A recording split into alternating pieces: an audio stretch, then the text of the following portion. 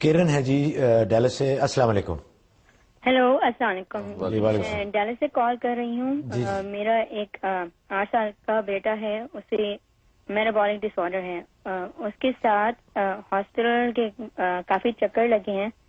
اب بہتر ہے، لیکن میڈیسنز بھی لیتا ہے اور تھراپی بھی ہوتی ہے اس کی.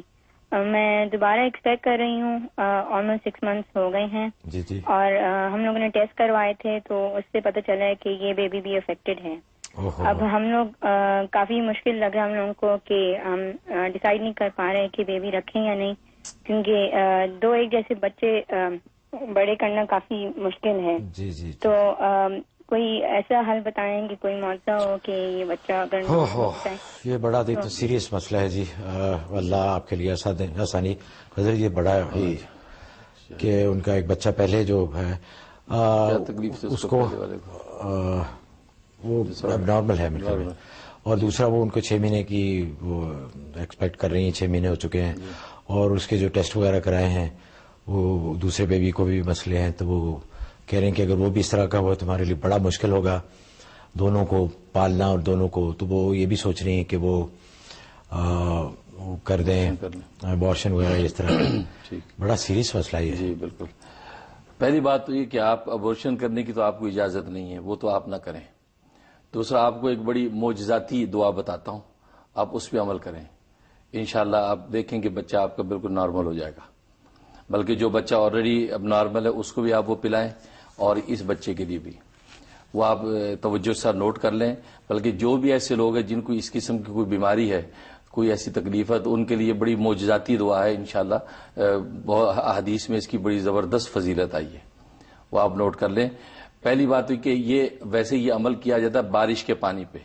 اگر بارش کا پانی آپ جمع کر لیں کسی موقع پہ تو بہت اچھا ہے. بارش کا پانی نہیں ہے تو آب زمزم استعمال کر لیں. اگر آب زمزم بھی نہیں ہے تو کسی مسجد جو باقاعدہ شرعی مسجد ہو اس مسجد سے پانی حاصل کر لیں، تو یہ اس پانی پر ہی عمل ہوگا. اور وہ نوٹ کر لیں، سب سے پہلے آپ نے جو ہے 70 مرتبہ سورہ فاتحہ پڑھنا ہے. اس کے بعد 70 مرتبہ آپ نے آیت الکرسی پڑھنی ہے.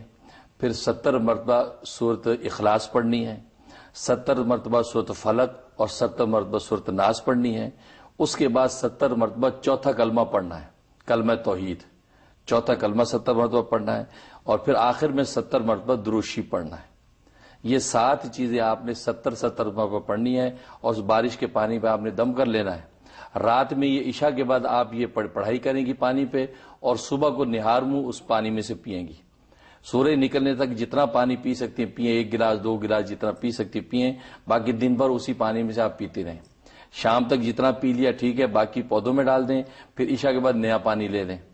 تو اس طریقے سے آپ یہ دم کر کے پانی پینا شروع کر دیں. انشاءاللہ اللہ کی رحمت سے آپ دیکھیں گی کہ اس بچے کے اندر جو ابنارملٹی ہے وہ بھی دور ہو جائے گی. اور جو بچہ آلریڈی بیمار ہے آپ اس کو بھی پلائیں اور یہ پانی پیتے رہیں. انشاءاللہ اللہ کی رحمت سے 92 ڈیز کی نیت سے آپ شروع کریں. بڑی معجزاتی دعا ہے، آپ کی ریشے ریشے سے بیماری نکل جائے گی، آپ کے بھی بچے کی بھی بالکل ٹھیک ہو جائیں گی. واہ. اور ہمیں ضرور بتائیے گا فون کر کے انشاءاللہ جب